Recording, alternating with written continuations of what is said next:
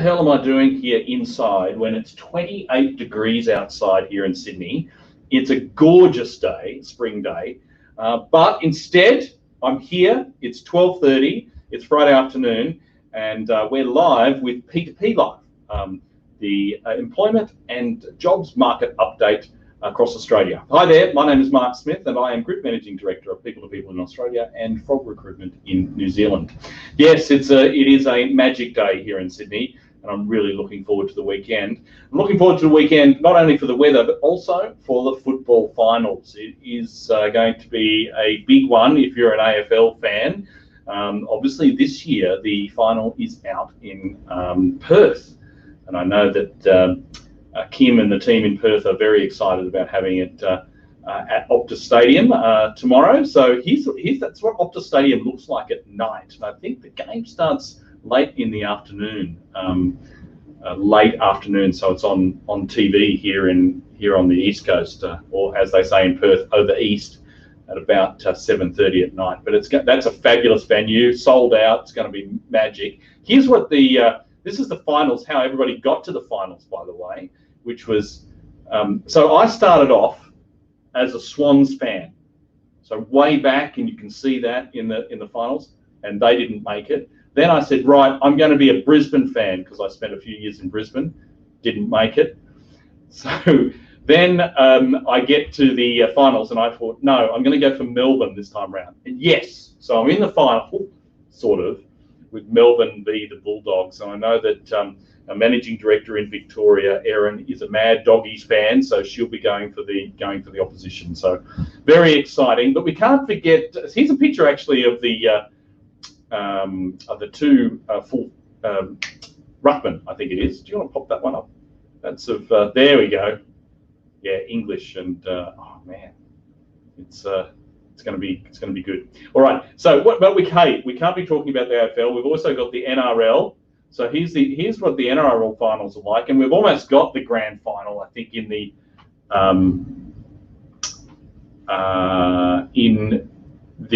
fact that Melbourne are playing this weekend, that is going to be very exciting. Have I got the? Yeah, I've put up last year's. That's last year's final season, Jacob. So I'm going to blame you, Jacob, for that rather than me. So get that down, and we're going to move on. So the Melbourne game this weekend is going to be huge for the NRL. That's pretty much Melbourne Penrith is pretty much the grand final that probably everyone expected, but it's this weekend, so it's going to be very cool. But that's not what we're here for. I'm taking too much time talking about football because we're actually here to talk about the jobs and employment market in Australia. And today we'll go through our numbers section where we'll cover off basically some GDP numbers, some job ads, and purchasing manager indexes about what's sort of a precursor to what the market's going to be doing. Then we'll be going to Hannah Nielsen in our Sydney team, and she's got a legal opportunity to talk to us about.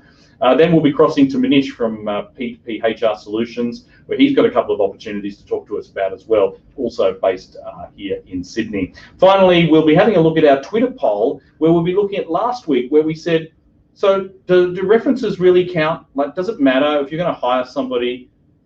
Does the reference actually make or influence your decision? So we'll find out what the results of that Twitter poll was as well. So let's now jump quickly into this week's numbers section. So we've got a few here to cover off. The first one, and thanks to ANZ Research for tweeting this recently, actually.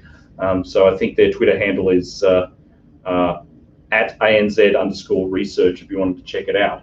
But this is about movement. So they pulled together activity from Google, OpenTable, Apple, as well as their own sources to determine the activity. So more movement, more spending, normal business, and a GDP rebound is what you'd expect. So that we're looking at this since March 20 through to September 21.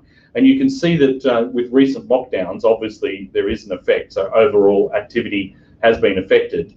But the recent easing of restrictions in the last couple of weeks, you can see that that change indicated in this movement, and that should then pass over into GDP and the jobs market. And we can see what the job ads are doing. This is also thanks to ANZ research. If you want to go to the next one for me there, Jacob. And what the job ads are is that, so you can see this is over a much longer period of time from '05. You can see the GFC decline, that big dip in '08, '09, then the rise out, the collapse of the mining boom in the middle there, 11, 12, 13, the increase, and then the GFC and the quick rise out. That little tip at the end is our most recent experience. So as you can see from a historical perspective, the number of job ads, which is an indicator of the jobs market, is not moving as much as, say, the changes in other types of economic activity. Basically, the jobs market is holding up now, and you can see that the actual numbers more recently are job ads are down by just 4%. In most recently, whereas in 2020, the same period, we were down 64%. So that gives you a bit of an idea. So really interesting and good news for those who are seeking jobs or new opportunities at the moment. The last graph I wanted to quickly show you is the, and this is the PMI, which is that's the Purchasing Managers Index. Essentially, what that means is that asking businesses about their forecast or what they expect to be happening. And I wanted to get a bit of a comparison internationally for Australia here. And you can see the green line is Japan, yellow is Australia. And thanks to Shane Oliver, by the way, for his tweet on this. And I think Jacob has already popped that into the credits there, or into the comments. We can see all of your comments basically across Facebook, LinkedIn, and YouTube. So if you do have any questions, please jump on there and I can respond to them straight away. But you can see that we have the little tick up at the bottom. Services PMI up 2 points, manufacturing up 5.3, and composite is up 2.7 at the bottom end. But as compared to Japan and the US and the Eurozone, we're comparable to Japan, but we're not doing so well when compared to the US and the Eurozone. I think the last thing I'll leave you on with that one is that big drop in the US as they are dealing with opening up with the Delta surge for those who are not vaccinated, and then it's affecting the thoughts around purchasing managers and business confidence. So that's it for the numbers section. Let's now move on, and before we cross to Hannah in Sydney to talk about her legal opportunity, we've also got a role in Adelaide where Sylvia is looking for a business development manager. So we'll roll that video while we get set up with Hannah.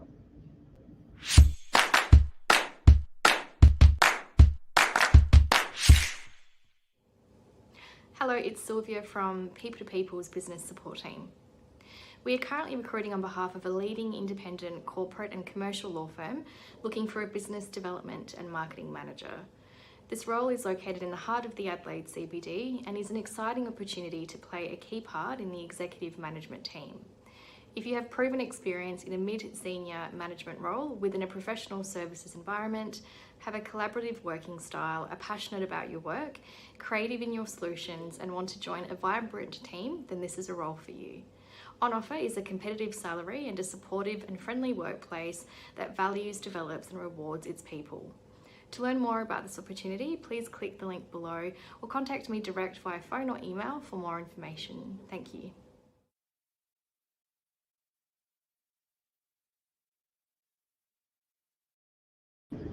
G'day, Hannah. How are you? Hello, I'm good. How are you? I'm very well indeed. I think Sylvia in Adelaide there had a problem with her font size with her when she did that video. I couldn't see the phone number there, but I'm sure we'll grab the details of that job, and we'll pop it in the comments if anybody's interested in that as well. Hey, but thanks for joining us. It's a glorious day out there in Sydney, but you can't really enjoy it, can you? I can't at the moment. in lockdown. You're in a close contact situation, is that right? I am. So I've got 2 days until my freedom, which I have been counting down the minutes. So you're not really. I was going to ask you about who your team is for the finals, but no.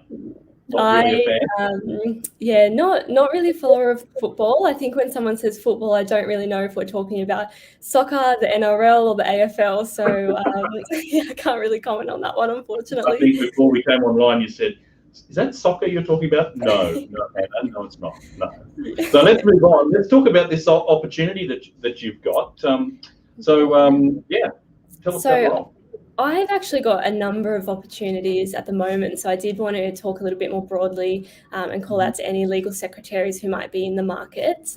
We're really busy on the legal support team, so we've got 30 plus jobs at the moment in the permanent side, as well as opportunities on a temp and contract basis, ranging from junior legal secretary to senior secretary opportunities in all various areas of law. So at the moment, we're working on a position within family law.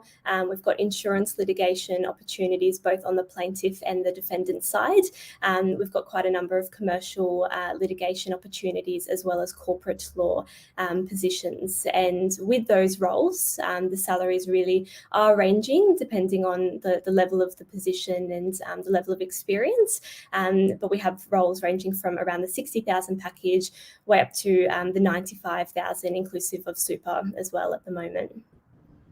Right. Okay. So that's fabulous that there's so many opportunities within the legal sector. Is there any particular reason, do you think, that things are so buoyant for the legal sector? Yeah, well, look, I think this lockdown really hasn't put a halt or a slowdown on any of the roles that we're working on. There is a high demand, I think, given the freeze from last year and the lockdown. Recruitment was kind of put on hold. So now we're looking to replace those jobs. A lot of the secretaries who were available then maybe have gone into different areas or utilised their skills elsewhere. So yeah, it is a high volume of roles and in a candidate short market as well at the moment. And are most of the opportunities in the CBD, are they expecting people to go to the office? I mean, obviously you can't now, but even after the lockdowns? Yeah, so they are, a lot of them are located in the CBD. We are really, they're really open to working from home flexible opportunities. So a couple of firms are wanting people to return to the office, but will absolutely allow that sort of 2 or 3 day working from home blend as well, moving forward after the lockdown. Right, okay. And if there's anybody watching who may be thinking, wow, maybe I should get into the legal sector, and if they haven't had any experience within a law firm, is that possible to make that transition? Look, it is a little bit harder. The roles that we currently have available at the moment, you do need some level of experience as a legal secretary or in the legal industry. But I would be more than happy to speak to anyone and share any tips on how they might be able to get their foot in the door in the legal industry. Absolutely. Yeah, okay, all right. Well, if anybody wants to have a chat about the legal sector and the opportunities, multiple opportunities that Hannah's got, how should they get in touch with you? They can just reach out to me directly, either via phone or email. My best contact number is on the screen there, but it's 02 8270 9770. Otherwise, you can find me on LinkedIn as well. Yeah, I can just see we've got a comment from LinkedIn, actually. Maddie on LinkedIn says, great opportunities, Hannah. Very busy. So yeah, I think we know Maddie. So thanks for watching, Maddie. That's great. All right. Okay. Well, plenty of opportunities. Thanks for joining us, Hannah. Thanks for having me. And fingers crossed that all works well and that you're out of your quarantine in the next couple of days. Thank you. Righto. Cool. Let's move on, and let's now cross to. We're staying in Sydney. We're going to go to Manish Jowhari from our HR Solutions team. G'day, Manish. How are you? Morning, Michael. Good afternoon, rather. I'm very well. How are you doing? Oh, I'm okay. I'm a little bit fat and a little bit, well, actually, I'm quite a bit fat and quite a bit bald at the moment. But that's not you right now. You're definitely carrying a bit of a hair. I don't know what to say. How do you describe that? Let's just say I'm carrying your share. Excellent. All right. Yeah, because none of us, well, I do my own, of course, but you can't get out to get a haircut, hey? Now, unfortunately, I think the fact that hairdressers are not considered essential services, that's probably been an impact on most people. Myself as an example. Yes, indeed. And Right. like I mentioned, I am not too confident with my own hair cutting style, nor am I with my wife's. So unfortunately, that's the best we have. Let's hope he's not watching. So do you have a team for the final this weekend? Listen, I'm a Dockers fan, but given that they're not in the final, I'm going to go for the Bulldogs. Let's go for the underdogs. Bulldogs, mate. I'm going for Max and the D's. That's where I'm going. So we're on opposite that's like camps. saying that's like saying you're going for Manchester United rather than Liverpool in the Premier League. But it's okay. We won't talk about that. No, we'll just move on, shall we? Righto. So you've got some opportunities to talk to us about as well. We do have. I'll start with the most. I think the biggest one for us right now. So our client is a big, well-known brand in the home appliances and mobile phone industry, and for the past few years they've had a very big interest on e-commerce operation, and obviously COVID has accelerated that. So now we've got a very big operation happening on e-commerce. Mm-hmm. So we are looking for 2 people to join the online team, looking after the day-to-day end-to-end transaction cycles of e-commerce. So somebody that understands transaction life cycles, online payment platforms like PayPal, Afterpay, ZipPay, somebody that understands the science, I would say, behind e-commerce. From the time that the customer views it online, it goes all the way to payment, then placing the order, then the order being placed with the warehouse, somebody putting it on the truck, and then the courier company receiving it and delivering it. Because this person is across all of that, has got to be able to provide reports, escalate, investigate where it needs to be. That's what we're looking for. Right. Wow. Okay. So it's an exciting time then. If there's obviously there's the COVID has meant that there's a shift to more online purchases, and they require somebody to help them out in their e-commerce team then. Correct. And we're looking for 2 of those. I think somebody with decent experience and understanding of e-commerce operation would be great.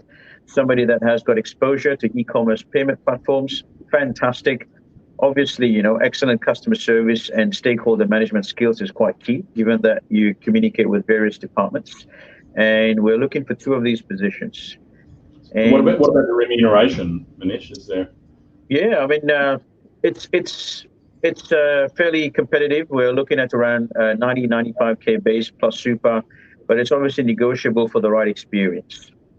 Okay, all right. And so it's experience that counts, though. So if somebody's watching and they don't have any experience and then they want to try and break into that, this is not really the opportunity, is it?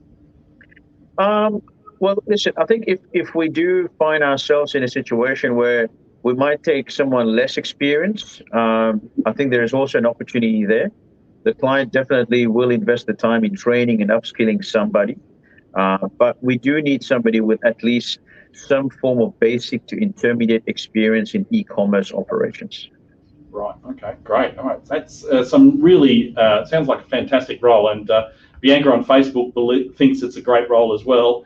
Well, there's 2 roles really. So if somebody wants to have a conversation about their background to make sure that to learn more about this particular role, Manish, how should they get in touch with you?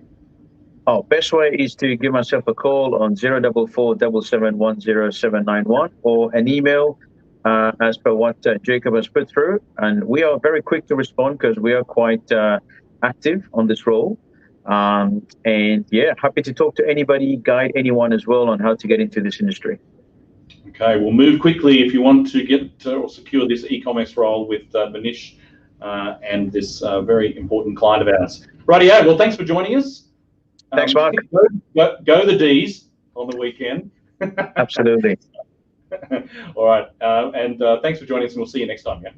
Thanks, okay, Mark. so let's move on, and let's we're right on time, and we've just got a couple of things to look at. The first one is our Twitter poll from last week, and the results of this were very interesting because the question was, when hiring an employee, does their reference factor into your final decision? So a solid 30%, let's call it a third, of those on Twitter said, no, actually, I don't care about a reference. By comparison, by the way, when we did this in New Zealand, that was 15%. So Australians are less concerned about references, but still, I mean, if you add if we actually go 70% of respondents said that references do matter in some way, then it's important, I think, that references, that you consider who your referee is and that you have them available, because it's still a big part of making the employment decision. But only 21%, only 1/5 said that, yeah, actually, I need the reference to make that decision. Sometimes not always 48, and no 30%. Interesting, those results. What about this week? Thought I'd go a little bit controversial and say, because we're getting close in New South Wales, at least, to that 80% or to 70% fully vaccinated, and then hopefully to 80%. Would you go to work? Would you return to the office and sit next to somebody who's unvaccinated? Would you do that? It's going to be very interesting over the next month or so.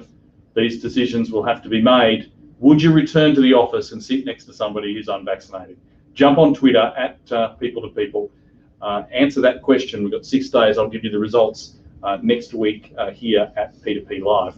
So that's it, everybody. Thank you very much for joining us today. Another 2 quick reminders. Aidan Boast is still running on LinkedIn his Ask a Recruiter series. He's just done the last one. We'll probably show that video next week. But if you've got any questions about the recruitment industry or how does all this work, then jump online and ask Aidan that question. And the final thing is Oz Top Dog. So the voting for the top office dog, top dog with a job, and the dog-friendly workplace, that took place in the last few hours. But what's still open is the People's Choice. So jump online, people2people.com.au/vote for Oz Top Dog, and that'll get you there. And put your 2 cents worth in to see who will be the inaugural, the very first People's Choice dog this year. Okay, well, thank you very much, everybody, for joining us today. Enjoy the fantastic weather for the rest of the afternoon. Let's hope it sticks around for the weekend and we can go on another picnic, at least here in New South Wales. And we'll see you again at 12:30 next Friday afternoon for the next P2P Live.